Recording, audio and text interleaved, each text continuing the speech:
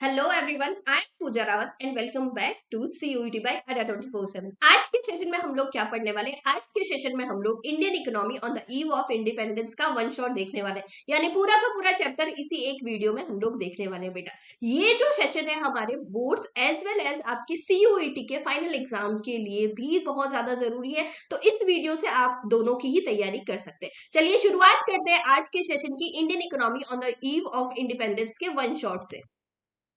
Okay, अब ये पूरा का पूरा जो चैप्टर है वो हमें क्या बताता है, मैं आपको एक समरी, छोटी सी समरी में आपको बता देती हूँ। ये चैप्टर स्टार्ट होने से पहले ये पूरा का पूरा चैप्टर हमें बताता है कि जब ब्रिटिश इंडिया में आए थे तो ब्रिटिशर्स ने इंडिया में किस तरह से अपना रूल जो है वो स्टैब्लिश किया था, किस तरह से उन्होंने हमारे इकोनॉमी के स्ट्रक्चर को चेंज कर दिया था। इसके साथ साथ हम देखेंगे कि एग्रीकल्चर, इंडस्ट्रियल, फॉरेन ट्रेड और डेमोग्राफिक कंडीशन के साथ साथ इंफ्रास्ट्रक्चर पे ब्रिटिश रूल के टाइम क्या क्या असर पड़ा था और हमारी इंडियन इकोनॉमी की क्या कंडीशन थी, पूरा का पूरा हम लोग इसी एक वीडियो में देखने वाले। चलिए शुरुआत करते हैं। सबसे पहले हम जानेंगे कि इंडिया में ब्रिटिश का ओरिजिन कब हुआ था, यानी इंडिया में ब्रिटिश ने अपना रूल करना कब शुरू हुआ था। ये जो चीज हुई थी बेटा, ये हुई थी सबसे पहले जब बैटल ऑफ प्लासी लड़ा गया था। उससे पहले ब्रिटिश इंडिया में आ चुके थे, ईस्ट इंडिया कंपनी स्टैब्लिश कर चुके थे, बट उन्होंने रूल करने का ये जो मोटिव था वो नहीं लेके आए थे। उनका जस्ट मोटिव था कि ट्रेड करना। बट क्या हुआ था कि उन्होंने एक फॉट लड़ी, उन्होंने एक जो है लड़ाई लड़ी। उस लड़ाई को हम लोग कहते हैं बैटल ऑफ प्लासी, जो कि लड़ी गई थी 1757 में। ये लड़ी गई थी East India Company versus Sirajuddaulah के बीच में, और इसमें सिराजुद्दौला की हार हुई और ब्रिटिश ईस्ट इंडिया की जीत हुई। उसके बाद में ब्रिटिश ईस्ट इंडिया ने अपना एम्पायर स्टैब्लिश करना शुरू कर दिया इंडिया में। धीरे धीरे उन्होंने अपनी ट्रेड पॉलिसी हम पे लागू करी। हमारे साथ हमारे इंडिया से उन्होंने क्या करा कि रॉ मटेरियल ले जाना शुरू करा, ब्रिटेन से फिनिश गुड इंडिया में आना शुरू करा, और इस तरह से धीरे धीरे इंडिया को एक्सप्लॉइट करना उन्होंने शुरू करा। ओके, सो ब्रिटिश रूल का मेन पर्पस क्या था इंडिया में? इनका मेन पर्पस था कि इंडिया इनके लिए क्या बन जाए, एक फीडर इकोनॉमी बन के रह जाए। यानी कि उस टाइम ब्रिटेन में इंडस्ट्रियल डेवलपमेंट शुरू हो चुका था, न्यू मॉडर्न इंडस्ट्रीज लग रही थी। अब ब्रिटेन के लिए, इंग्लैंड के लिए इंडिया क्या बन गया था? सिर्फ और सिर्फ फीडर इकोनॉमी बन के रह गया था। और ब्रिटिशर्स का मेन मोटिव यही था कि इंडियन इकोनॉमी को क्या बना के रखे, एक तरह से एक फीडर इकोनॉमी बना के रख दे ब्रिटेन के लिए।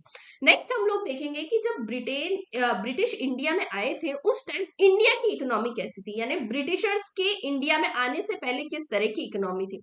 हम एक प्रॉस्पेरियस इकोनॉमी थी, यानी हर जगह डेवलपमेंट था, हमारा अच्छा खासा ट्रेड था। फॉरेन ट्रेड में हमारे इंडिया का जो जेम्स एंड ज्वेलरी है, टेक्सटाइल है, सिल्क है, वो बहुत ज्यादा एक्सपोर्ट होने के लिए जाता था। और इंडिया में हमारा जो टेक्सटाइल है और जो जितने भी हैंडीक्राफ्ट प्रोडक्ट्स है उनका बहुत ज्यादा फेमस हो रखा था, बहुत ज्यादा जो है वो लोग डिमांड करते थे बेटा। तो एक तरह से हम लोग इंडिपेंडेंट थे, सेल्फ रिलायंस थे और प्रॉस्पेरियस इकोनॉमी हम लोग थे बेटा। इसके अलावा ज्यादातर लोग एग्रीकल्चर में लगे हुए थे, एग्रीकल्चर भी बहुत अच्छा था, एज वेल एज बेटा यहाँ पे लाइफ स्टॉक भी बहुत अच्छा था, यानी बहुत वास्ट रेंज में लाइफ स्टॉक भी था और उसके साथ साथ एग्रीकल्चर भी था। हमारी इंडिया की हैंडीक्राफ्ट इंडस्ट्री वर्ल्ड फेमस थी, जिसमें कॉटन एंड सिल्क टेक्सटाइल हो गया, metal and precious stone works हो गए। इनकी फॉरेन कंट्रीज में बहुत ज्यादा डिमांड होती थी, इंडिया से बहुत ज्यादा एक्सपोर्ट होता था पहले। इंडिया बहुत ज्यादा मतलब ये कहा जाता है कि ब्रिटिशर्स के आने से पहले इंडिया का पूरे वर्ल्ड में 33% का ट्रेड था। इतना ज्यादा ट्रेड करता था इंडिया फॉरेन कंट्रीज में। ओके, अब जब ब्रिटिशर्स इंडिया में आए तो उनका ये मोटिव नहीं था कि भाई इंडियन इकोनॉमी को डेवलप करना, उनका मोटिव था कि भाई इंडिया को क्या बना दे, स्टैग्नेंट बना दे। ब्रिटेन के लिए इंडिया क्या बन जाए, सिर्फ और सिर्फ एक फीडर इकोनॉमी बन जाए। वो इंडिया को ट्रांसफॉर्म करना चाहते थे ऐसी कंट्री में जो सिर्फ और सिर्फ क्या करे, रॉ मटेरियल को सप्लाई करे। और ये जो रॉ मटेरियल है वो ब्रिटेन जाता था और ब्रिटेन में फिनिश गुड बनता था, और फिनिश गुड वापस सेल होने के लिए कहाँ आता था बेटा? इंडिया में ही आता था बेटा। तो इंडिया को क्या बनाना चाहते थे? एक तरह से रॉ मटेरियल का सप्लायर बनाना चाहते थे और फिनिश गुड का इंपोर्टर बनाना चाहते थे, फिनिश गुड का कस्टमर बनाना चाहते थे।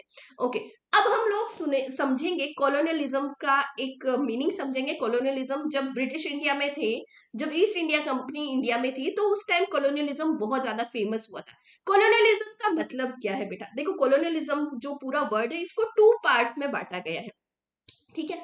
अच्छा, इसमें क्या क्या आता है? कॉलोनियलिज्म का मतलब है कि एक ऐसा सिस्टम जिसमें एक कंट्री दूसरी कंट्री पे रूल करेगी, एक कंट्री दूसरी कंट्री के पॉलिटिकल सोशल रिलेशन रहते हैं दो कंट्री के बीच में, और एक कंट्री जो होगी वो पॉलिटिकल सोशल इकोनॉमिकल डिसीजन लेगी दूसरी कंट्री के।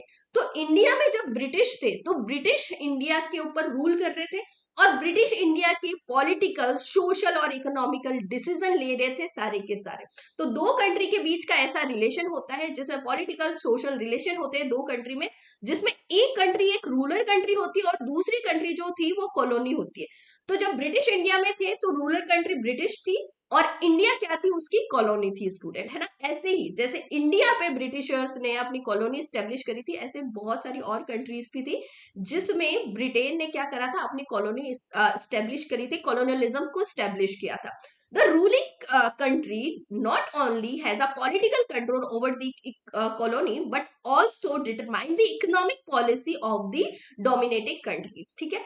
अब बेटा ये क्या करते थे? सिर्फ पॉलिटिकल और सोशल कंट्रोल ही नहीं करते थे, इसके अलावा इकोनॉमिकल कंट्रोल करने की भी कोशिश करते थे, और ये करते ही थे। इकोनॉमिक जो इकोनॉमिक कंट्रोल है ये करते ही थे। तो ये हो गया कॉलोनियलिज्म।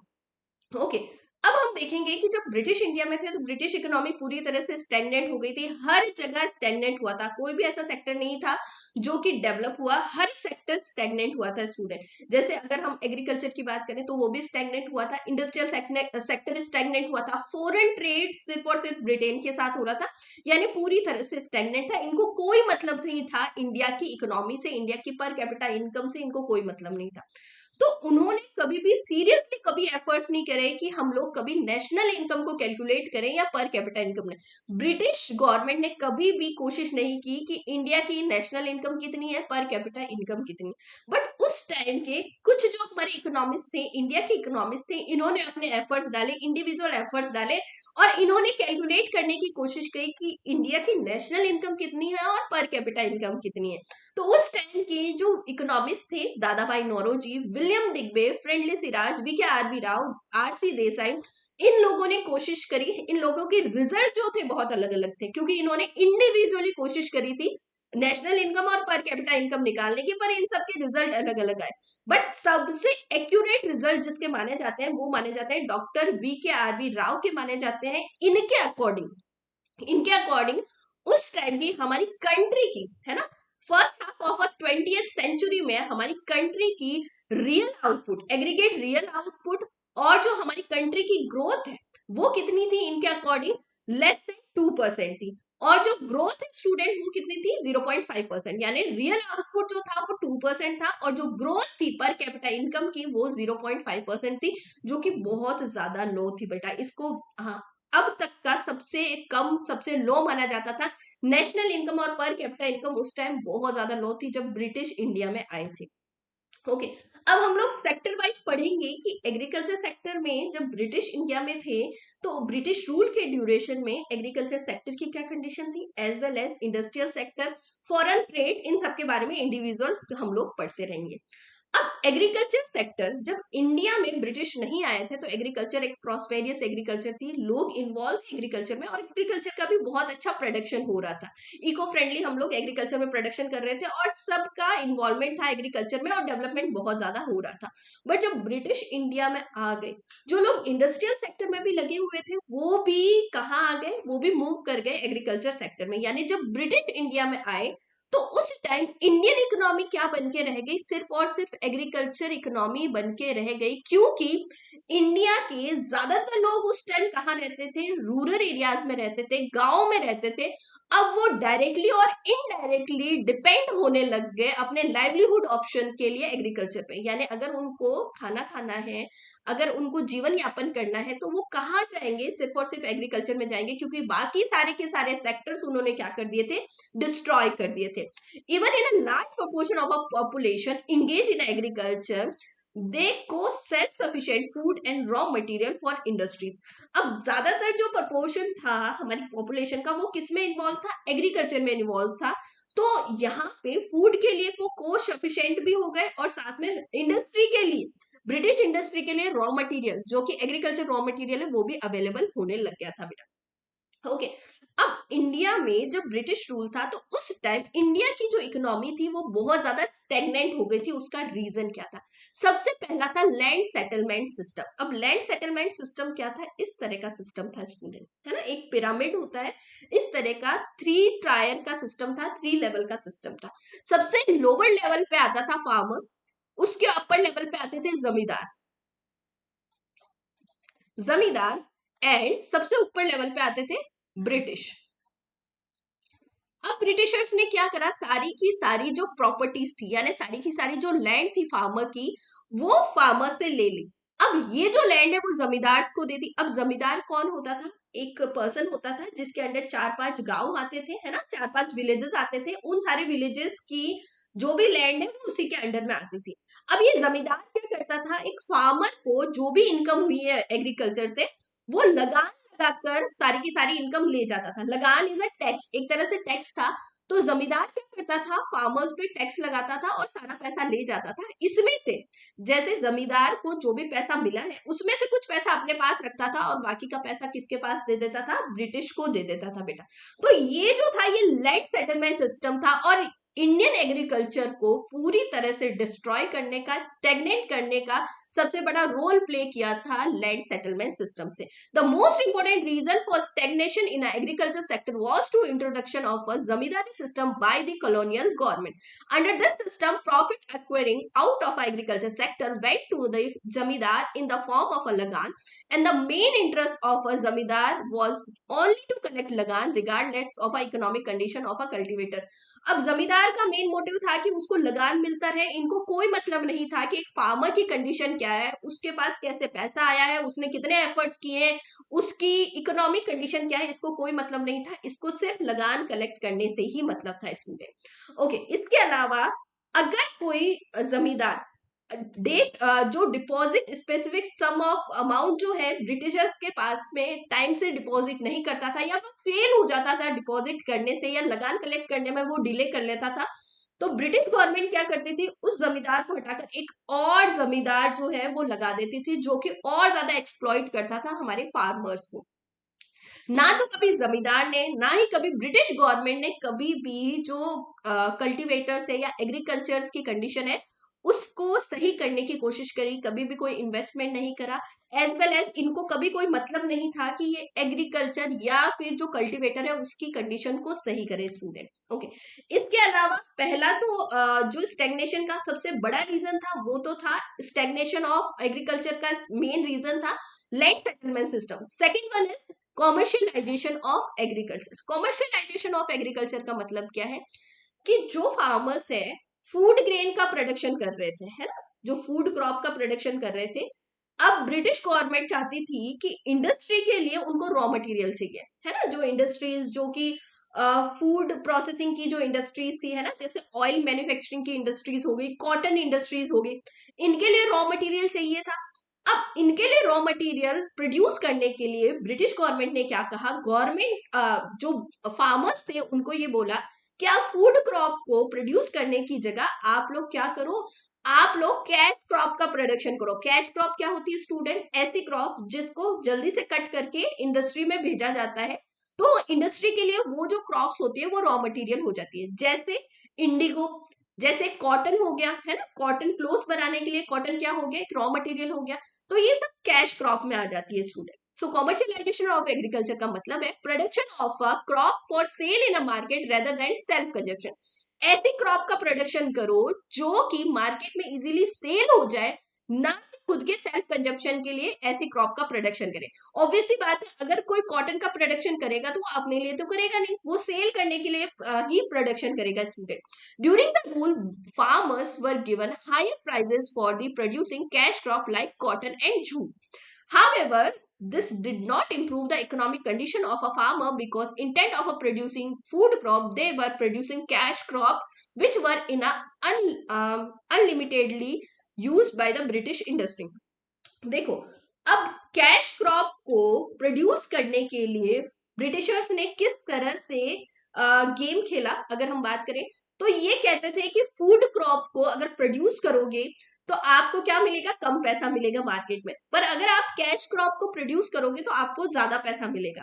तो फार्मर्स क्या हुए, इनकी बातों में आके उन्होंने कैश क्रॉप का प्रोडक्शन करना शुरू कर दिया। बट कैश क्रॉप का प्रोडक्शन करके जो पैसा आता था, नो डाउट बहुत उस फूड क्रॉप से ज्यादा प्राइस में ये सेल होते थे। बट यहाँ पे क्या हो रहा था, जैसे ही ये सेल करके पैसा लाते थे तो जमींदार इन पे और ज्यादा टैक्स लगा देता था, है ना। फूड क्रॉप पे टैक्स कम था, कैश क्रॉप पे ज्यादा टैक्स था। तो पैसा आता भी था तो वो लगान लगा के वापस ब्रिटिश गवर्नमेंट के पास चला जाता था। दूसरा, यहाँ पे ब्रिटिश इंडस्ट्रीज के लिए रॉ मटेरियल भी अवेलेबल होने लग गया। यानी एक तरह से फार्मर, जो हमारे इंडिया के फार्मर्स थे, उसी को ही क्या हो रहा था बेटा, लॉस हो रहा था, नुकसान हो रहा था। The British rule promoted the shifting of a crop from food crop to cash crop. ठीक है, यहाँ पे ब्रिटिश रूल हमेशा चाहता था कि भाई फूड क्रॉप की जगह क्या करो, कैश क्रॉप को प्रमोट करो, इससे उन्हीं को ही फायदा हो। ओके, नेक्स्ट है, during the British rule agriculture was commercialise need to the British industries necessary raw material. ठीक है, नेसेसरी जो रॉ मटेरियल है वो पूरा होने लग गया था कैश क्रॉप से। The British industries were always need of a raw material like cotton, jute, groundnut, sugar cane. ठीक है, और ये सारी फैक्ट्रीज चलाने के लिए अब रॉ मटेरियल इंडियन मार्केट से ही, इंडियन एग्रीकल्चर से ही आने लग गया था। ठीक है, अब ये जो कैश क्रॉप है, ये क्या होता था, ये ज्यादा पैसे मिलते थे एक फार्मर्स को। बट यहाँ पे इन पे क्या लगता था बेटा, इन पे ज्यादा टैक्स लगाया जाता था, ज्यादा लगान लगाया जाता था। फिर ये पैसा वापस कहाँ चला जाता था, ब्रिटिश गवर्नमेंट के पास चला जाता था। इसके अलावा इंडिया के एग्रीकल्चर की प्रोडक्टिविटी धीरे धीरे धीरे धीरे कम होने लग गई थी, धीरे धीरे बहुत लो लेवल पे प्रोडक्शन होने लग गया था। इसका मेन रीजन क्या था, टेक्नोलॉजी का इंप्रूवमेंट बिल्कुल नहीं हो रहा था, कुछ भी टेक्नोलॉजिकल इंप्रूवमेंट नहीं हो रहा था। इरिगेशन फैसिलिटी बहुत ही ज्यादा लो थी। ठीक है, फर्टिलाइजर्स की कमी थी, यानी फर्टिलाइजर्स का यूज तो करते ही नहीं थे। इसकी वजह से धीरे धीरे प्रोडक्टिविटी जो है इंडियन एग्रीकल्चर की वो कम होने लग गई थी। अब जो कल्टीवेटर्स थे, जो फार्मर्स थे, उनके पास तो पैसा था नहीं कि भाई वो कुछ इन्वेस्ट करे। अब बाकी का पैसा कौन ले जाते थे, सारे के सारा पैसा तो जमींदार और ब्रिटिश गवर्नमेंट चले ले जाते थे। तो उनको भी कोई किसी तरह से कोई मतलब नहीं था कि भाई एग्रीकल्चर की प्रोडक्टिविटी बढ़ाने के लिए हम लोग किसी तरह का कोई इन्वेस्टमेंट करें, टेक्नोलॉजी पे इन्वेस्टमेंट करें या फिर इरिगेशन पे करें या फिर फर्टिलाइजर्स पे। उनको कोई मतलब नहीं था, उन्होंने कभी भी कोई भी इन्वेस्टमेंट नहीं किया। अब जब इन्वेस्टमेंट ही नहीं होगा तो प्रोडक्शन अपने आप डिक्लाइन होना शुरू हो जाएगा बेटा। ठीक है, ये सारी चीजें हुई और इसकी वजह से प्रोडक्टिविटी जो थी एग्रीकल्चर की धीरे धीरे कम होने लगी। एग्रीकल्चर सेक्टर हमने देखा कि क्यों इंडियन एग्रीकल्चर की जो कंडीशन है वो स्टेगनेंट हो गई ब्रिटिश रूल के टाइम। अब हम बात करेंगे इंडस्ट्रियल सेक्टर के बारे में कि इंडस्ट्रियल सेक्टर की क्या कंडीशन थी ब्रिटिश रूल के टाइम। जिस तरह से एग्रीकल्चर की कंडीशन हुई वैसे ही इंडस्ट्रियल सेक्टर की भी कंडीशन हुई। इंडिया की जो हैंडीक्राफ्ट इंडस्ट्रीज थी वो वेल नोन हैंडीक्राफ्ट इंडस्ट्रीज थी ब्रिटिशर्स के आने के बाद में। अब ब्रिटिशर्स को ये डर था कि जब तक इंडिया में हैंडीक्राफ्ट इंडस्ट्रीज होगी तब तक इंडिया का भाई, इंडिया का नाम रहेगा वर्ल्ड में, है ना। ट्रेड को लेकर इंडिया का नाम रहेगा, वेल नोन हैंडीक्राफ्ट इंडस्ट्री है। तो सबसे पहले क्या करो कि भाई डी इंडस्ट्रियलाइजेशन करना शुरू करो हैंडीक्राफ्ट इंडस्ट्री को। अब डी इंडस्ट्रियलाइजेशन करना, इंडस्ट्रियलाइजेशन करना यानी इंडस्ट्रीज को बढ़ाना, डी इंडस्ट्रियलाइजेशन करना मतलब इंडस्ट्रीज को कम करना। अब इन्होंने कुछ इस तरह से पॉलिसीज बनाई कि हैंडीक्राफ्ट इंडस्ट्री धीरे धीरे धीरे धीरे कम होती गई और अभी की कंडीशन में जो हम लोग हैंडीक्राफ्ट देख रहे हैं ये तो कुछ भी नहीं है। उस टाइम का हैंडीक्राफ्ट इंडस्ट्रीज बहुत ज्यादा डेवलप थी, बहुत ही प्रीशियस जो गुड्स थे वो बनाए जाते थे हैंडीक्राफ्ट इंडस्ट्री में। तो इन्होंने हैंडीक्राफ्ट इंडस्ट्री को डी इंडस्ट्रियलाइजेशन करने के लिए कौन सी पॉलिसीज बनाई, तो इन्होंने पॉलिसीज बनाई थी डिस्क्रिमिनेटरी पॉलिसीज। अब ये डिस्क्रिमिनेटरी पॉलिसीज क्या है ये हम लोग आगे पढ़ेंगे, बट उससे पहले हम लोग देख लेते हैं कि भाई ब्रिटिशर्स का, ब्रिटिश रूल का मेन मोटिव क्या था कि हमारी इंडस्ट्री को डी इंडस्ट्रियलाइजेशन करना, जिसमें उनका था कि रॉ मटेरियल कहाँ चला जाए, चीप रेट पे ब्रिटेन चला जाए और वहां से फाइनल प्रोडक्ट जो बन के आएगा वो इंडियन मार्केट में क्या होगा, ज्यादा रेट में बिकेगा। इनका मेन मोटिव यही था कि डी इंडस्ट्रियलाइजेशन करो इंडिया में, ताकि इंडिया में प्रोडक्ट ना बने, इंडिया से सिर्फ और सिर्फ रॉ मटेरियल जाए वो भी बहुत कम रेट पे, और वहां पे ब्रिटेन में जो फिनिश गुड बन रहा है वो इंडिया में सेल होने के लिए आए ज्यादा रेट पे, ताकि लोग इनको खरीदे। जब इंडिया में इंडस्ट्रीज नहीं होगी तो प्रोडक्ट कहाँ से बनेगा, उनको मजबूर होके, इंडियन कस्टमर को मजबूर होके ब्रिटिश गुड्स जो है वो खरीदने ही पड़ेंगे। ओके, अब मेन रीजन जो था डिक्लाइन क्यों हुई, तो उसका मेन रीजन था discriminatory tariff policy. Discriminatory tariff policy का मतलब क्या होता है कि इंडिया से जो रॉ मटेरियल जा रहा है ब्रिटेन में, वो तो जो एक्सपोर्ट हो रहा है ब्रिटेन में, वो तो बहुत ही कम रेट पे, उस पर कोई भी टैरिफ नहीं लग रहा है, एकदम फ्री जा रहा है, फ्री ऑफ कॉस्ट जा रहा है, ठीक है। वहीं बाहर से जो फिनिश गुड आ रहा है, इंपोर्ट आ रहा है, वो भी फ्री में हो रहा है, यानी उस पर भी कोई टैरिफ नहीं लग रहा है। बट इंडिया से अगर एक्सपोर्ट होने के लिए हैंडीक्राफ्ट गुड्स जा रहे हैं ना, फॉरेन कंट्री में हैंडीक्राफ्ट गुड्स जा रहे हैं एक्सपोर्ट होने के लिए, उन पे बहुत ज्यादा टैरिफ लगा दिया। अब बहुत ज्यादा टैरिफ लगाने का मतलब है कि क्या हो गया, वो बहुत ज्यादा कॉस्टली हो गया। जैसे मान लो कि पहले कोई प्रोडक्ट 100 रुपीज में सेल होता था, अब इस पे जो है बहुत ज्यादा टैक्स लगा दिया, बहुत ज्यादा टैरिफ लगा दिया, मान लो इसको 200 या 500 रुपीज में अब ये सेल होने के लिए ज्यादा बहुत ज्यादा कॉस्टली हो गया। अब बहुत ज्यादा कॉस्टली हो गया तो भाई लोग जो है वो नहीं खरीदेंगे, तो धीरे धीरे सेल कम हुई, डिमांड कम हुई, और डिमांड कम होने की वजह से क्या हुआ, धीरे धीरे हैंडीक्राफ्ट इंडस्ट्रीज बंद होना शुरू हो गई बेटा। इस तरह से डोमेस्टिक मार्केट में भी ये ज्यादा महंगे बिकने लग गए, हैंडीक्राफ्ट इंडस्ट्री हैंडीक्राफ्ट प्रोडक्ट्स जो थे वो महंगे हो गए, और लोग मजबूर हो गए, क्योंकि इंडिया के जो लोग थे धीरे धीरे गरीब बनते जा रहे थे, तो उनके लिए अब जो सस्ता मिल रहा है वो वही खरीदने के लिए तैयार हो रहे थे, जो महंगा है वो खरीदने के लिए उनकी कैपेसिटी नहीं थी, तो हैंडीक्राफ्ट प्रोडक्ट्स जो थे वो बहुत महंगे मिल रहे थे, तो धीरे धीरे हैंडीक्राफ्ट प्रोडक्ट जो थे हमारे इंडियन मार्केट से बाहर चले गए बेटा। इसके अलावा जब हैंडीक्राफ्ट इंडस्ट्री का डिक्लाइन होना शुरू हुई, जब डी इंडस्ट्रियलाइजेशन हुई, तो उस टाइम बहुत ज्यादा लेवल का अनएम्प्लॉयमेंट, जो अनएम्प्लॉयमेंट है वो बढ़ गया। अब अनएम्प्लॉयमेंट क्यों बढ़ा, क्योंकि जो लोग इंडस्ट्री में काम करते थे, जो आर्टिस्ट थे, जो हैंडीक्राफ्ट इंडस्ट्री में लगे हुए थे, अब इंडस्ट्रीज तो बंद हो गई, तो उनको अपना लाइवलीहुड ऑप्शन कहाँ दिखा, सिर्फ और सिर्फ एग्रीकल्चर में। तो वो फोर्सफुली एग्रीकल्चर करने के लिए क्या हो गए, तैयार हो गए, वो गाँव में जाके एग्रीकल्चर करने के लिए मजबूर हो गए बेटा।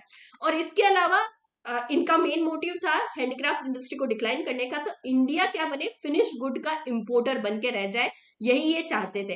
अब ब्रिटिश हमेशा चाहता था कि इंडिया जो है फिनिश गुड का प्रोडक्ट बने, हमेशा डिपेंड रहे इंडिया ब्रिटेन पे, चाहे वो फिनिश गुड हो, कॉटन, सिल्क, टेक्सटाइल, इनके लिए डिपेंड हो उस पे, या फिर जो मशीनरीज है उनके लिए हमेशा उन पे डिपेंड रहे। इसके अलावा इंडिया में उस ड्यूरेशन में कैपिटल गुड इंडस्ट्रीज का लैक ही देखा गया। कैपिटल गुड इंडस्ट्रीज ऐसी इंडस्ट्रीज जो कि मशीनरी प्रोवाइड करती है, टूल्स प्रोवाइड करती है बेटा। सो ब्रिटिश कभी नहीं चाहते थे कि इंडिया में ऐसी इंडस्ट्री स्टैब्लिश हो। अगर ऐसी इंडस्ट्री स्टैब्लिश होगी तो धीरे धीरे बाकी की जो इंडस्ट्रीज है, लाइक कॉटन इंडस्ट्रीज होगी, सिल्क इंडस्ट्रीज होगी, ये भी स्टैब्लिश होना शुरू हो जाएगी। तो ये कभी नहीं चाहते थे कि इंडिया में कैपिटल गुड इंडस्ट्रीज जो है स्टैब्लिश होना शुरू हो। Capital good industries refers to those industry which can produce machine tools, है ना, use for a producing article for a current consumption. Okay, जब ब्रिटिश इंडिया में थे तो इनका मेन मोटिव था कि भाई इंडस्ट्रियलाइजेशन, फर्दर इंडस्ट्रियलाइजेशन को बढ़ावा नहीं देना है, इसीलिए ये नहीं चाहते थे कि इंडिया में ऐसी इंडस्ट्रीज को ओपन अप किया जाए, ठीक है। तो ये हमेशा चाहते थे कि भाई इन इंडस्ट्रीज के लिए, इन इक्विपमेंट्स के लिए ब्रिटेन ब्रिटेन पे ही डिपेंड रहे इंडिया। ओके, इसके अलावा अगर हम लोग पब्लिक सेक्टर की बात करें तो इंडस्ट्रियलाइजेशन में गवर्नमेंट का, उस टाइम की ब्रिटिश गवर्नमेंट का यानी पब्लिक सेक्टर का बहुत ही लिमिटेड रोल था। इनको जहां फायदा दिखता था ये हमेशा वही इंडस्ट्रीज को रन करते थे। जैसे एग्रीकल्चर में अगर हम बात करें तो एग्रीकल्चर से इनको फायदा था, है ना, एग्रीकल्चर का रॉ मटेरियल जिन इंडस्ट्रीज पे जाता था उनके लिए इसमें फायदा था, जैसे कॉटन हो गया या फिर ऑयल हो गया या इंडिगो हो गया, इनको फायदा था, इसलिए वो हमेशा यही इंडस्ट्री स्टेब्लिश करना चाहते थे। जैसे जूट इंडस्ट्रीज थी तो ये स्टेब्लिश करना चाहते थे जिनसे इनको फायदा हो स्टूडेंट, ठीक है। इनका अगर हम लोग पब्लिक सेक्टर का जो रोल है वो सबसे ज्यादा हमें इंफ्रास्ट्रक्चर या फिर ऐसे डिपार्टमेंट्स में देखने को मिला जिससे इनको सबसे ज्यादा फायदा हुआ, लाइक रेलवे हो गया, पावर जनरेशन हो गया, कम्युनिकेशन हो गया, पोर्ट्स हो गए, ऐसी डिपार्टमेंटल अंडरटेकिंग से इनको बहुत ज्यादा फायदा मिल रहा था। ओके, अगर हम बात करें उस टाइम की मॉडर्न इंडस्ट्रीज कौन कौन सी थी जो कि रन कर रही थी स्टूडेंट, सो 19th सेंचुरी तक, देखो इनका वैसे मोटिव नहीं था कि भाई इंडस्ट्रीज डेवलपमेंट करें, पर 19th सेंचुरी तक धीरे धीरे कुछ मॉडर्न इंडस्ट्री स्टैब्लिश होना शुरू हो गई थी। सो उस ड्यूरेशन में कॉटन, टेक्सटाइल और जूट मिल स्टार्ट होनी शुरू हो गई थी। कॉटन मिल्स जो थी वो स्टैब्लिश करी थी इंडियंस ने, जो हमारे इंडियंस इंडस्ट्रियलिस्ट थे इन्होंने स्टैब्लिश करना शुरू करी थी, ब्रिटिश का कोई रोल नहीं था इसमें, ब्रिटिश गवर्नमेंट का। अब जो ये कॉटन टेक्सटाइल इंडस्ट्रीज है ये इंडिया के वेस्टर्न पार्ट्स में स्टार्ट हुई, लाइक महाराष्ट्र और गुजरात में स्टार्ट हुई। अभी भी अगर आप जाओगे उस पार्ट में तो आपको बहुत सारी कॉटन टेक्सटाइल इंडस्ट्रीज देखने को मिली थी। वहीं जूट टेक्सटाइल इंडस्ट्रीज जो थी, जूट या पटसन हम लोग कहते हैं, पटसन जो है स्टूडेंट वो उस टाइम वर्ल्ड वाइड फेमस था, यानी इंडिया ही एकमात्र ऐसी कंट्री थी जो कि सबसे ज्यादा जूट का प्रोडक्शन करती थी और एक्सपोर्ट करती थी, यानी एक तरह से हमारी मोनोपोली थी जूट के प्रोडक्शन और एक्सपोर्ट करने पे। अब इससे सबसे ज्यादा फायदा हो रहा था ब्रिटिश गवर्नमेंट को, तो जूट मिल्स को एस्टेब्लिश करना या जूट इंडस्ट्रीज को एस्टेब्लिश करने का पूरा जो इन्होंने कंट्रीब्यूशन जो है ब्रिटिश गवर्नमेंट ने किया था। और जो बंगाल रीजन है ना, वेस्ट बंगाल जो बंगाल रीजन है वहां पे उन्होंने एस्टेब्लिश किया। तो जूट का जो एग्रीकल्चर था, जूट की जो फार्मिंग थी, कल्टीवेशन था, वो होता भी उधर ही था और इंडस्ट्रीज भी उधर ही स्टैब्लिश होना शुरू हुई। उसके बाद में 1907 में टाटा ग्रुप्स ने एक इंडस्ट्री स्टैब्लिश करी, Tata iron and steel company, जो कि स्टैब्लिश हुई जमशेदपुर बिहार में, अब ये झारखंड में आ गया है। और सेकेंड वर्ल्ड वॉर के टाइम कुछ कुछ इंडस्ट्रीज स्टैब्लिश होना शुरू हुई, like sugar industry, cement industry, paper industry उस टाइम में स्टैब्लिश होना शुरू हुई। ओके, अब हम डिस्कस करेंगे फॉरेन ट्रेड के बारे में कि इंडिया का फॉरेन ट्रेड ब्रिटिश रूल के टाइम कहाँ कहाँ था स्टूडेंट। पहले हम लोग पढ़ चुके थे कि ब्रिटिश इंडिया में नहीं आए थे तो फॉरेन ट्रेड बहुत ज्यादा होता था, हैंडीक्राफ्ट प्रोडक्ट्स जो है, जेम्स और ज्वेलरी से है, ये बहुत ज्यादा फॉरेन कंट्रीज में जाते थे। बट जब ब्रिटिश इंडिया में आए तो मेनली हमारा जो फॉरेन ट्रेड हो रहा था किसके साथ हो रहा था, सिर्फ और सिर्फ ब्रिटिश गवर्नमेंट के साथ हो रहा था। अब ब्रिटिश गवर्नमेंट ने रिस्ट्रिक्टिव पॉलिसीज जो है वो अडॉप्ट करी थी, जिसके अकॉर्डिंग हमारा जो पूरा का पूरा स्ट्रक्चर कंपोजिशन था बेटा, वो क्या हुआ, उस पर एडवर्सली इफेक्ट हुआ। स्ट्रक्चर कंपोजिशन का मतलब है कि हमारी कंट्री की नेशनल इनकम में प्राइमरी सेक्टर यानी एग्रीकल्चर, सेकेंडरी सेक्टर और टर्शरी सेक्टर यानी सर्विस सेक्टर क्या क्या कॉन्ट्रीब्यूशन है ना, सबका कॉन्ट्रीब्यूशन को क्या कहते हैं हम लोग, स्ट्रक्चर कंपोजिशन। प्राइमरी सेक्टर कितना कंट्रीब्यूट कर रहा है, सेकेंडरी सेक्टर कितना कर रहा है, टर्शरी सेक्टर कितना कर रहा है, ये तीनों मिलकर जो भी कंट्रीब्यूशन कर रहे हैं इसको हम लोग क्या कहते हैं, स्ट्रक्चर कंपोजिशन कहते हैं बेटा। अब उस टाइम हमारी कंट्री का स्ट्रक्चर कंपोजिशन और वॉल्यूम जो है फॉरेन ट्रेड का वो अफेक्ट हुआ, उस पर नेगेटिव इफेक्ट हुआ यानी एडवर्सली इफेक्ट हुआ स्टूडेंट। ओके, अब ब्रिटिशर्स का मेन मोटिव क्या था कि इंडिया सिर्फ और सिर्फ क्या बन जाए, प्राइमरी प्रोडक्ट का एक्सपोर्टर बन के रह जाए और फिनिश गुड का इंपोर्टर बन के रह जाए बेटा। प्राइमरी प्रोडक्ट का एक्सपोर्टर का मतलब है कि रॉ मटेरियल, कॉटन, सिल्क, वुल, शुगर, इंडिको, इसका सिर्फ और सिर्फ क्या बन के रह जाए, सिर्फ और सिर्फ एक्सपोर्टर बन के रह जाए। और वहां से जो इंपोर्ट होगा, फिनिश गुड इंपोर्ट होगा, लाइक कॉटन हो गया, सिल्क हो गया, वुलन क्लोथ हो गया, capital goods like light machines हो गए, टूल्स हो गए, इक्विपमेंट्स हो गए, इनके क्या बन के रह जाए, सिर्फ और सिर्फ इंपोर्टर बन के रह जाए इंडिया। अब ज्यादातर जो मोनोपोली कंट्रोल था वो किसका था, ब्रिटिश रूल का था हमारे इंडिया के ट्रेड पर। More than half of the Indian foreign trade was restricted to the British, यानी आधे से ज्यादा ट्रेड सिर्फ और सिर्फ किसके साथ हो रहा था, ब्रिटेन के साथ हो रहा था। और कुछ कुछ जो ट्रेड था बेटा वो किसके साथ, चाइना हो गया, श्रीलंका हो गया, पर्शिया, जिसको हम लोग अभी ईरान के नाम से जानते हैं, इनके साथ होता था थोड़ा बहुत। बट जैसे ही स्विस कैनाल ओपन हुई 1869 में, उसके बाद में क्या हुआ, उसके बाद में और ज्यादा रिस्ट्रिक्टिव पॉलिसीज लेके आ गई ब्रिटिश गवर्नमेंट। अब हमारा आधे से ज्यादा, उस टाइम तो आधे से ज्यादा क्या, अब तो 80% जो ट्रेड था वो सिर्फ और सिर्फ किसके साथ हो रहा था, ब्रिटेन के साथ ही हो रहा था। ठीक है बेटा। ओके, नेक्स्ट हम लोग देखेंगे कि फॉरेन ट्रेड से इंडियन वेल्थ पर किस तरह से हमारा क्या असर पड़ा। तो भाई ब्रिटिश रूल जब इंडिया में था तो इंडियन वेल्थ जो था वो ड्रेन होना शुरू हो गया था। ड्रेन होना शुरू हो गया क्योंकि इंडिया से क्या जा रहा था, रॉ मटेरियल जा रहा था बहुत ही कम रेट पे, और वहां से क्या आ रहा था, फिनिश गुड आ रहा था ज्यादा रेट पे। एक तो इस तरह से ड्रेन हुआ। दूसरा था कि इंडिया जो था एक्सपोर्टर ज्यादा बन गया था, यानी एक्सपोर्ट सरप्लस था हमारा। एक्सपोर्ट सरप्लस का मतलब क्या होता है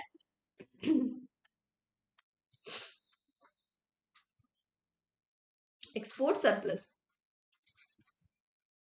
एक्सपोर्ट सरप्लस का मतलब है कि इंडिया से एक्सपोर्ट ज्यादा हो रहा था और इंपोर्ट जो है वो कम हो रहा था, यानी एक्सपोर्ट हम लोग ज्यादा कर रहे थे। अब एक्सपोर्ट ज्यादा कर रहे थे इसका मतलब है कि भाई रॉ मटेरियल बहुत ज्यादा जा रहा था जो हमारी कंट्री में जो हमारी कंट्री में जितने भी प्रोडक्ट्स थे उन सबको एक्सपोर्ट करने पे लगी हुई थी। जो ब्रिटिश गवर्नमेंट थी वो एक्सपोर्ट करने में ही लगी हुई थी। इवन ऐसी कंडीशन हो गई थी कि भाई इंडिया में जो एसेंशियल गुड्स थे वो भी कम थे, वो भी उनकी भी कमी देखने को मिल गई थी। जैसे मिट्टी का तेल है, खाना, जो फूड प्रोडक्ट्स हैं, है ना, जो रॉ मटेरियल्स हैं, इनकी भी कंडीशन बहुत ही खराब कंडीशन थी। ये इंडियन मार्केट में मिलते ही नहीं थे। Under the British rule, India became an exporter of a primary product like raw material and importer of a finished good. There are a huge export surplus due to excess export. However, export surplus was used. अब देखो export surplus था, export surplus का मतलब है कि export ज्यादा हो रहा है और इंडिया में जो है एक्सपोर्ट से पैसा ज्यादा आ रहा है, यानी ब्रिटिश जो मनी है वो ज्यादा आ रही है, फॉरेन एक्सचेंज जो है इंडिया में ज्यादा हो रहा है। बट इस फॉरेन एक्सचेंज का यूज कैसे करती थी ब्रिटिश? इंडियन इकोनॉमी के लिए करती थी, इंडियन इकोनॉमिक डेवलपमेंट के लिए। उन्होंने कभी भी इस पैसे का यूज नहीं करा। उनका मेन मोटिव था कि भाई इस पैसे से क्या करें, अपने ऑफिस सेटअप करें, और उन्होंने ऐसा ही किया। जो एक्सपोर्ट सरप्लस का जो पैसा था उससे उन्होंने अपने ऑफिस सेटअप करना शुरू करे ब्रिटिशर्स ने।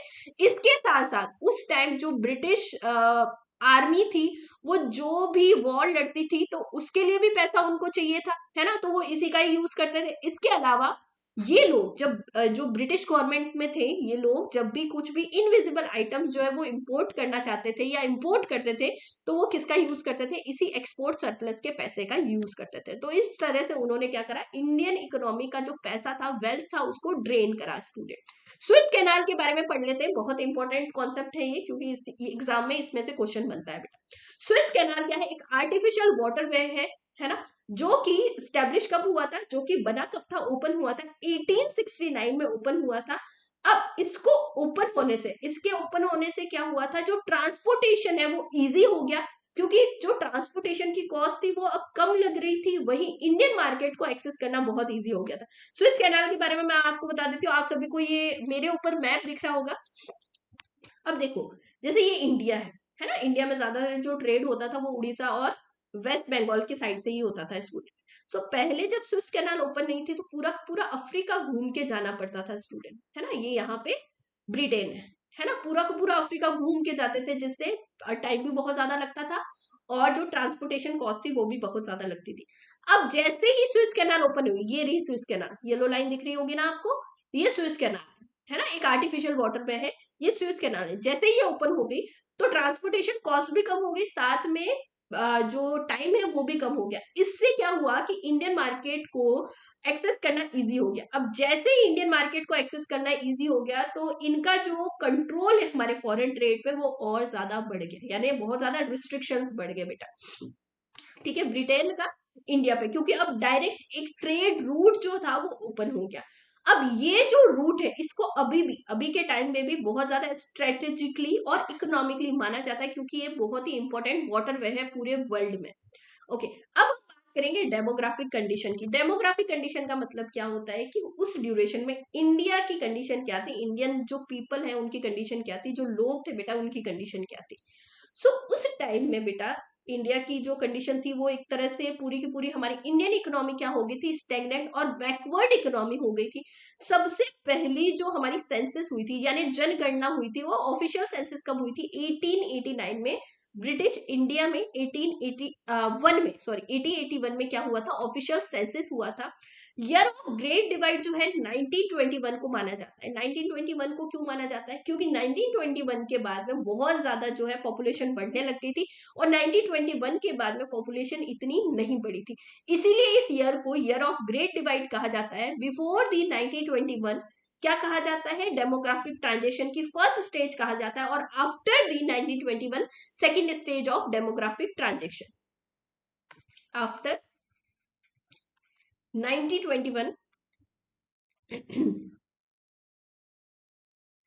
Second stage of demographic transition. Okay, next अब हम लोग कंडीशन के बारे में बात करते हैं कि इंडियंस की क्या कंडीशन थी उस टाइम। सो इंडियन इकोनॉमी में उस टाइम बर्थ रेट भी ज्यादा थी as well as death rate भी ज्यादा थी, है ना, क्योंकि मेडिकल फैसिलिटी नहीं थी, हेल्थ फैसिलिटी नहीं थी।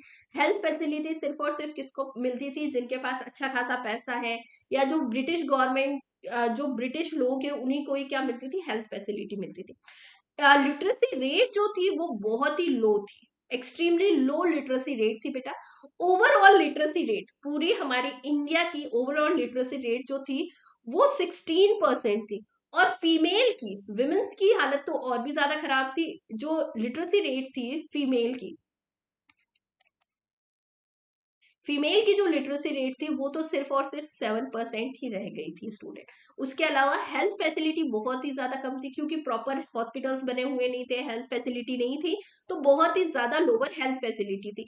इन्फेंट मोर्टिलिटी रेट बहुत ज्यादा थी। इन्फेंट मोर्टिलिटी रेट यानी पर 1000 लाइव बर्थ पे कितने इन्फेंट्स की डेथ हुई है ना। इन्फेंट्स मतलब 1 साल से जो कम बच्चे होते हैं उनको इन्फेंट कहते हैं। सो पर 1000 लाइव बर्थ पे 218 इन्फेंट की डेथ थी बेटा, है ना। 218 इन्फेंट की डेथ थी, जो कि बहुत बड़ा रेशियो है। ओके, एक्सपेक्टेंसी रेट जो थी वो बहुत ज्यादा कम थी। एवरेज लाइफ, है ना, एक्सपेक्टेंसी रेट का मतलब है एवरेज लाइफ। तो उस टाइम की एवरेज लाइफ थी वो 32 ईयर्स थी। और अभी की करंट में जो रेट है, करंट में एक पर्सन की एवरेज लाइफ जो है वो है 68 ईयर्स। उस टाइम सिर्फ और सिर्फ थी 32 ईयर्स। क्यों? क्योंकि बीमारियां बहुत ज्यादा फैली हुई थी, है ना, और मेडिकल फैसिलिटी नहीं थी, तो इसकी वजह से 32 ईयर्स ही एक्सपेक्टेंसी रेट होती थी। उसके अलावा अनएम्प्लॉयमेंट बहुत ज्यादा बढ़ गया था। लोग डिपेंड थे एग्रीकल्चर पे, पर एग्रीकल्चर का प्रोडक्शन था नहीं, क्योंकि किसी भी तरह का कोई भी इन्वेस्टमेंट नहीं था एग्रीकल्चर में। तो लोग क्या थे, अनएम्प्लॉयड भी ज्यादा थे, और साथ में एज वेल एज पोवर्टी का रेशो भी धीरे धीरे बहुत ज्यादा बढ़ गया था।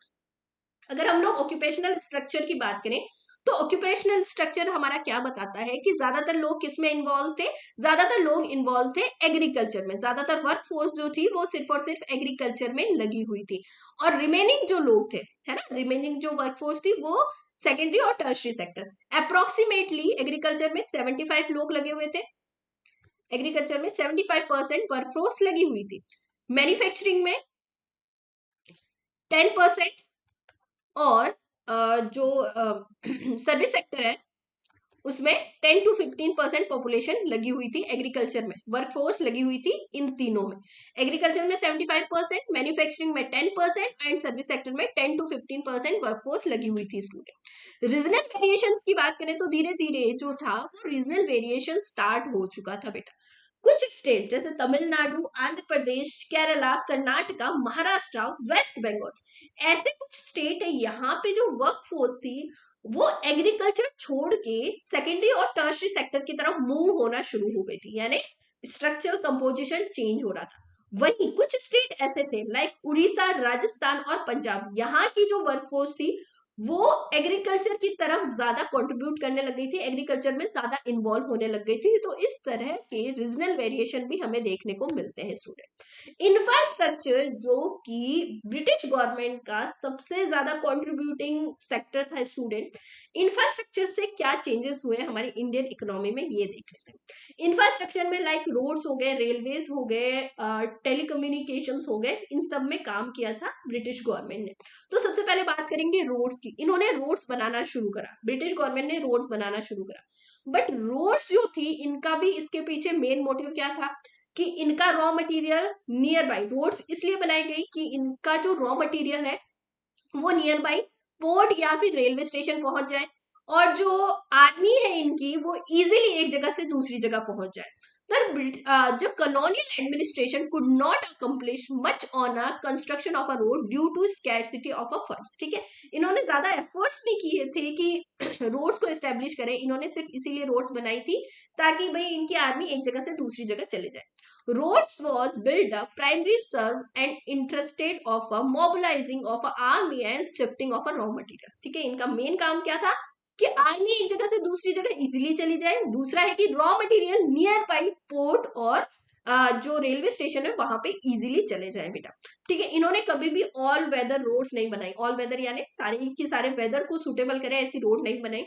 जब कभी भी फ्लड की सिचुएशन होती थी, रेनी वेदर होता था, तो उस टाइम बहुत सारे जो विलेजेस है वहां पे जाने वाली जो रोड्स है वो ब्लॉक हो जाती थी। तो उस टाइम वहां पे जो रूरल एरियाज में जो लोग रहते थे उनको फूड में बहुत ज्यादा प्रॉब्लम होती थी। जो अगर हम बात करें कि उनको बहुत ज्यादा इस क्लाइमेट सिचुएशन में, इस क्लाइमेट में, बैड वेदर में उनको बहुत ज्यादा सफर करना पड़ता था, क्योंकि मेडिसिन भी अवेलेबल नहीं होती थी, फूड जो है वो अवेलेबल नहीं होता था। ठीक है, नेक्स्ट जो सबसे अच्छा कंट्रीब्यूशन माना जाता है वो माना जाता है रेलवे का। स्टूडेंट, रेलवे का जो कंट्रीब्यूशन है वो सबसे अच्छा माना जाता है इंडियन इकोनॉमी में, इंफ्रास्ट्रक्चर में। इन्होंने, ब्रिटिश गवर्नमेंट ने इंट्रोड्यूस करा था इंडियन रेलवे को 1850 में। अब इसने इंडियन इकोनॉमी को टू टाइप से, हमारे इंडियन स्ट्रक्चर को टू टाइप से अफेक्टेड किया था। पहला था कि भाई रेलवे इंट्रोड्यूस होने से लोग अब लॉन्ग डिस्टेंस का ट्रेवल करने लग गए, है ना। पहले के लोग किससे चलते थे, बैलगाड़ी से चलते थे या पैदल पैदल ही एक जगह से दूसरी जगह जाते थे, तो इसमें बहुत ज्यादा टाइम लगने लग गया।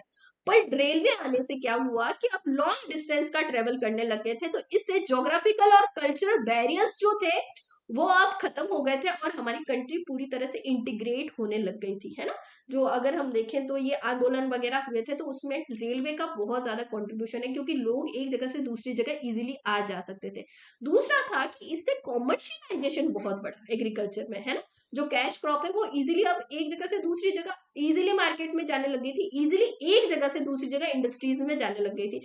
और इसने क्या करा था, इसने हमारी इकोनॉमी को एडवर्सली अफेक्ट करा था स्टूडेंट। ओके, नेक्स्ट था एयर और वाटर ट्रांसपोर्टेशन के लिए भी इन्होंने एफर्ट्स करे थे, बट इसके लिए इनको सेटिस्फेक्शन डेवलपमेंट नहीं मिला। यानी इन्होंने एफर्ट्स तो किए थे, इन्होंने पोर्ट्स भी बनाए थे, बट उससे इतना सेटिस्फेक्शन नहीं मिला था स्टूडेंट। कम्युनिकेशन में इन्होंने टेलीग्राफ इंट्रोड्यूस करा, है ना, जिसका मेन एम क्या था, जिसका मेन एम था कि लॉ एंड ऑर्डर मेंटेन करना। इन्होंने इलेक्ट्रिकल ई टेलीग्राफ का भी जो है इंट्रोडक्शन किया था, उसमें भी कंट्रीब्यूशन करा था, जिसका मेन मोटिव था लॉ एंड ऑर्डर को जो है मेंटेन करना। बट ये भी सफिशिएंट नहीं था, क्योंकि लोगों के लिए ये अभी भी क्या थी, इनकी कमी ही थी, सभी लोगों के लिए अवेलेबल नहीं था, या फिर जो था एडुकेट नहीं था, इनएडुकेट था स्टूडेंट। ठीक है, अब स्ट्रक्चरल डेवलपमेंट का मेन मोटिव क्या था, एक एक करके हम लोग पूरे चैप्टर को रिवाइज कर लेते हैं एज अ समरी। इनका मेन मोटिव था कि आर्मी को एक जगह से दूसरी जगह क्या करे, मोबिलाइज करे, रॉ मटेरियल को नियर बाय रेलवे स्टेशन और पोर्ट पे इजीली पहुंचाया जा सके, ताकि वो इंग्लैंड इजीली चले जाए। रेलवे क्यों स्टेब्लिश हुआ, इसके तीन रीजन थे। फर्स्टली था कि एडमिनिस्ट्रेटिव कंट्रोल हो, इफेक्टिव कंट्रोल हो, इसलिए इंडियन टेरिटरी पे इसीलिए रेलवे को इंट्रोड्यूस करा गया। ज्यादा से ज्यादा प्रॉफिट बन सके रेलवे से, मेजर मेजर पोर्ट से लिंक करके रेलवे से क्या कर सके, प्रॉफिट बना सके फॉरेन ट्रेड से, इसके लिए करा गया। इसके अलावा ब्रिटिश फंड का सबसे ज्यादा प्रॉफिटेबल इन्वेस्टमेंट माना जाता है रेलवेज को। बेटा, इलेक्ट्रिक टेलीग्राफ क्यों बनाया गया, इलेक्ट्रिक टेलीग्राफ इसीलिए बनाया गया ताकि पूरे इंडिया में law and order easily maintain हो सके। ठीक है, अब देखो ब्रिटिश रूल ने किस तरह से सिस्टमेटिकली एक्सप्लॉइट करा इंडियन गवर्नमेंट को, इंडियन जो हमारी इकोनॉमी है उस, एग्रीकल्चर कंट्री थी हमारी, तो इन्होंने एग्रीकल्चर कंट्री ही रहने दी, है ना। इंडिया को सिर्फ और सिर्फ एग्रीकल्चर कंट्री ही बना के रख दिया, और ये भी पूरी तरह से बैकवर्ड होगी, स्टेगनेंट होगी बेटा, during a period of British rule. ये भी पूरी तरह से बैकवर्ड और स्टेगनेंट होना शुरू हो गई। ठीक है, क्योंकि किस ब्रिटेन का कोई मतलब नहीं था कि भाई इनको क्या करो, एग्रीकल्चर को प्रमोट करो, एग्रीकल्चर का डेवलपमेंट करो, ये सिर्फ एग्रीकल्चर का कॉमर्शियलाइजेशन चाहते थे स्टूडेंट। इसके अलावा इंडस्ट्रियल स्ट्रक्चर इन्होंने क्या करा, पूरी तरह से यहाँ पे बेटा क्या करा, ये फेल्ड हो गए इंडस्ट्रियल डेवलपमेंट करने के लिए, ये डी इंडस्ट्रियलाइजेशन करना चाहते थे, है ना। इन्होंने हैंडीक्राफ्ट इंडस्ट्री को डी इंडस्ट्रियलाइज किया, कॉटेज इंडस्ट्री को पूरी तरह से डिस्ट्रॉय कर दिया। इन्होंने टैरिफ के लिए, है ना, इंडियन मार्केट को एक्सेस करने के लिए डिस्क्रिमिनेटरी प्रोटेक्शन जो पॉलिसीज हैं वो अडॉप्ट करी, और इसकी वजह से इन्होंने पूरी तरह से इंडियन मार्केट को कंट्रोल कर लिया स्टूडेंट। ठीक है, इसके अलावा इन्होंने क्या करा, फॉरेन ट्रेड में और ज्यादा इन्होंने क्या करा भाई, फॉरेन ट्रेड को रिस्ट्रिक्ट कर लिया, और हमारे जो नेचुरल रिसोर्सेस थे इनको एक्सप्लॉइट करना शुरू कर दिया। ठीक है, इंफ्रास्ट्रक्चर, इकोनॉमिक इंफ्रास्ट्रक्चर जो है, इन्होंने इसका भी एडवांटेज लिया, रेलवे नेटवर्क स्टैब्लिश करा, जिससे इजीली रॉ मटेरियल जो है वो इजीली कहाँ चला जाए, रेलवे स्टेशन पे चला जाए या फिर पोर्ट्स पे चला जाए, है ना। इसलिए इन्होंने स्टेब्लिश करना शुरू करा। इन्होंने इंडियन वेल्थ को बहुत ही सिस्टमेटिकली ड्रेन करना शुरू करा, धीरे धीरे धीरे धीरे। और इससे क्या हुआ, इंडिया में लार्ज स्केल पे पॉवर्टी बढ़ी, स्टेगनेट हुई हमारी इकोनॉमी और बैकवर्ड हो गई, जिसका खामियाजा हम अभी तक भुगत रहे हैं स्टूडेंट। इन्होंने बहुत ह्यूज लेवल पे क्या करा, हमारी इकोनॉमिक रिसोर्सेस को ड्रेन करा स्टूडेंट। ओके, अब पॉजिटिव कंट्रीब्यूशन भी है, जैसे इन्होंने एक्सप्लॉइट करा, नेगेटिव कंट्रीब्यूशन था, वैसे ही कुछ पॉजिटिव कंट्रीब्यूशन है। हम लोग सेल्फ सफिशिएंट हुए फूड ग्रेन में, है ना। जैसे हम लोग कैश क्रॉप के साथ साथ हम लोग फूड ग्रेन का भी प्रोडक्शन करने लग गए थे, इतना करने लग गए थे जो कि हमारे लिए सेल्फ सफिशिएंट हो। साथ में इन्होंने ट्रांसपोर्टेशन हमारे लिए रेलवे जो रोड्स बनाई थी, रेलवेज आया था, तो इससे क्या हुआ था कि ट्रांसपोर्टेशन इजी हो गया था। अब कोई भी पर्सन है वो एक जगह से दूसरी जगह जाने लग गया था। इससे क्या हुआ था कि इकोनॉमिक और सोशल ग्रोथ बढ़ने लग गई थी बेटा। फेमिन जो है, चेक ऑन अ फेमिन, इसका मतलब है कि जो रोड्स और रेलवेज थी, इससे क्या हुआ था, जो फूड सप्लाई है वो एक जगह से दूसरी जगह इजीली चला गया। जैसे कहीं पे जो बाढ़ वाला जो एरिया है, कहीं सूखा एरिया है, या फिर जहां पे नेचुरल क्लाइमिटीज आई है, तो वहां पे पहले फूड जो है वो जा नहीं पाता था, बट ट्रांसपोर्टेशन से क्या हुआ, अब इजीली फूड उन तक पहुंच रहा है ना। इस तरह से इसके अलावा इन्होंने मॉनेटरी इकोनॉमी में चेंज कर दिया इंडिया को। मॉनेटरी इकोनॉमी में मतलब पहले बार्टर सिस्टम पे ही चलती थी इंडियन इकोनॉमी, बट अब इनके टाइम में क्या हुआ कि मनी से एक्सचेंज होने लग गया, यानी एक तरह से इन्होंने मॉनेटरी इकोनॉमी बना दी। अब इंडिया में देखो, ब्रिटिश का दो सबसे मेन जो है कंट्रीब्यूशन अच्छा माने जाते हैं, पहला तो रेलवे, दूसरा है एडमिनिस्ट्रेटिव सिस्टम।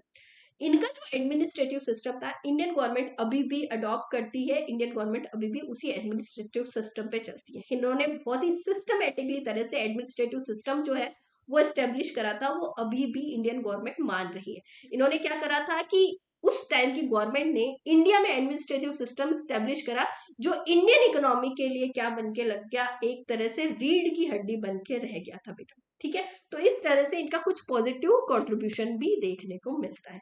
तो आज के सेशन में हमने क्या पढ़ा, आज के सेशन में हमने पूरा का पूरा Indian economy on eve of development का वन शॉट बना हुआ था।